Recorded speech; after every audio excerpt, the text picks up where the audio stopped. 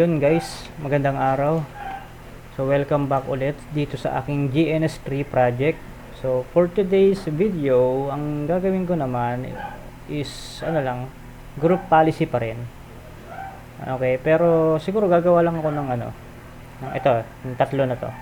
Tatlong sample na lang. Ayan. Tapos i-apply natin dito sa Windows PC na to para ma-test natin kung mag-work talaga yung policy na ginamit natin dito, na kinonfigure natin sa Windows Server. Okay, so ito tatlo na lang muna, parang ito na lang yung napili kong gawin. Kasi sa group policy, marami pang pwedeng gawin.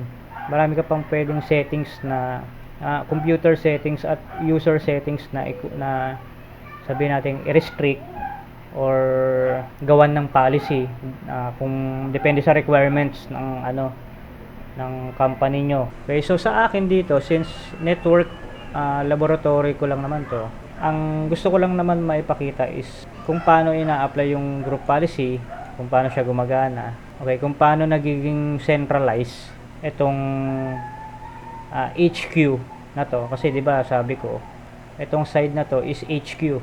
Ito mga client lang natin to, di ba? So dito sila magre-rely ng policy, ng rules, ng mga resources. Okay, so gagawa lang ako muna ng tatlo pang testing. Okay, kasi sobrang dami nito.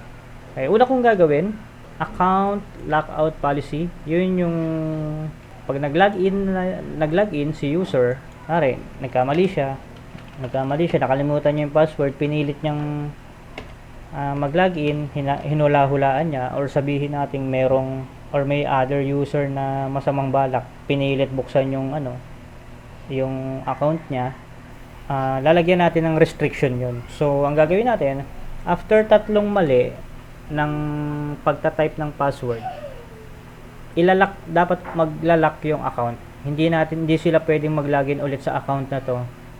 Sabihin natin 1 minute lang for testing purposes lang. Okay, so tignan nyo, kahit mag-ilang password ako rito, so kahit anong gawin ko diyang pagpa-password, kahit ilang beses, hindi maglalak yung account. Ang sasabihin niya lang, username or password is incorrect. So lalagyan natin ng restriction yan. Okay, so ito muna, lockout policy. Punta ako ng server. So gagawa ako ng bagong hindi pala ako gagawa ng bago kasi nandito siya sa default domain policy. Dito na lang tayo mag-i-edit. Kasi itong default domain policy, naka-apply na yan sa buong domain natin. So ibig sabihin, lahat ng computers na i-join natin sa domain, maapektuhan na itong default domain policy natin. Okay. So edit, policies, Windows settings, yun, security settings. Tapos account policies. So dito tayo sa account lockout policy. Okay, so account lockout duration. So masahin natin yung meaning These security settings determine the number of minutes a locked out account remains locked before automatically becoming unlocked. So ibig sabihin, nag-define natin to, sabihin natin 1 minute lang. So ibig sabihin niya, pag na-lock yung account, mag-aantay lang tayo ng 1 minute para makapag-login na tayo ulit. Okay, so pag nag-lock ulit yung account, nagkamali tayong 3 beses, na-lock yung account, mag-aantay tayo ulit ng 1 minute. So apply account lockout threshold. So ito naman yung kung ilang beses ka nag-type ng maling password.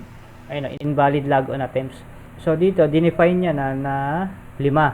So babaguhin na lang natin, gawin natin 3. 3 invalid logon attempts, maglalak yung account. So itong reset account lockout naman, parang ito na rin yan, yung sa duration. Kaya nung pinalitan ko to ng 1 minute, naging 1 minute rin yan.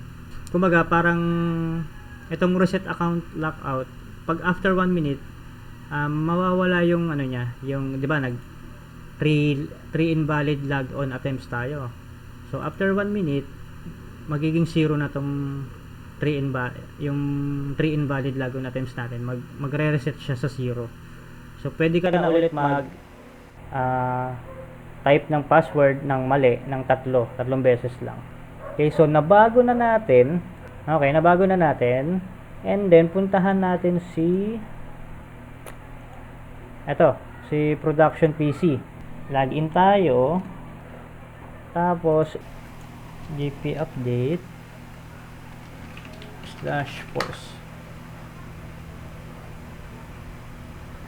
So, wait lang natin. Tapos, yes.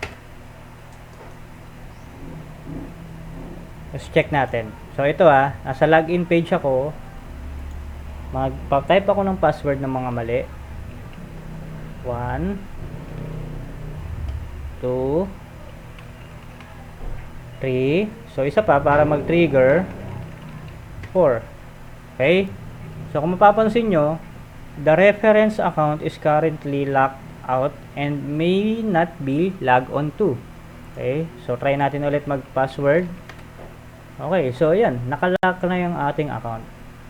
So, hindi na tayo pwede kahit sabi mong tama yung password natin, ito, itatama ko yung password natin So, tinama ko yung password, pero hindi pa rin tayo makalogin. Kasi the reference account is currently locked daw. So, antay tayo ng mga 1 minute, pero hindi na natin naorasan kasi. So, balikan ko siya maya-maya. Antayin natin to mag 35. Mag 4:35. Antayin natin. So, 4:35 na siya. Siguro lumipas naman na siguro yung 1 minute. So, ano na natin? Login na tayo ulit. Tamang password. Yun. Nakalagin na tayo. So, pag yung login attempt na invalid or maling password 3 beses, tapos after 1 minute, magre-reset na yung account. Magiging 0 na yung invalid login attempt niya. Tapos, after 1 minute, pwede mo na rin i-login yung account mo, yung tamang account mo. Makaka-login ka na. Okay?